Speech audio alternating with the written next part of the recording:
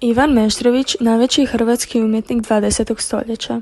Primljen je na Bečku akademiju likovnih umjetnosti bez ikakvog formalnog obrazovanja, gdje se školovao za kipara arhitekta.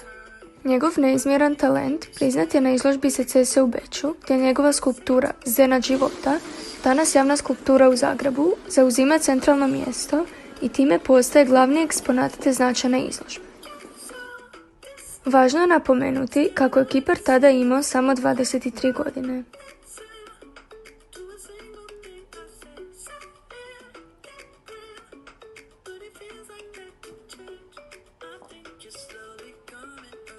Kao i svi veliki umjetnici toga doba, Meštrović odlazi u Pariz gdje provodi 2 godine i upoznaje Rodena, kojemu je velika inspiracija i uzor.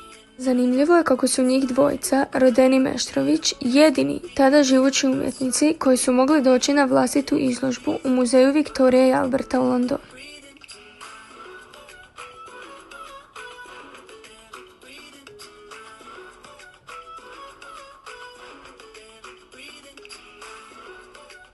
Veliki omaž Meštrović odaje svojoj majci, koja je prva prepoznala njegov veliki talent. Njezino lice prepoznajemo na njegovim brojnim skulpturama, posebice na skulpturi nazvanoj Povijest Hrvata. Izniman portretis izradio portrete svih značajnih osoba svoga vremena, a povijesnim osobama, za koje se nije točno znalo kako su izgledale, podario svoju fizionomiju.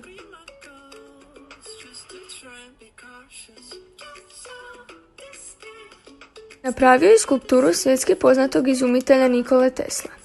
Tesla u Brzojavu Meštroviću piše kako želi da poslije njegove smrti osanje njegova bista od čudotvorne ruke Meštrovića, na što Meštrović odgovara kako će mu i želju ispuniti sa velikim zadovoljstvom.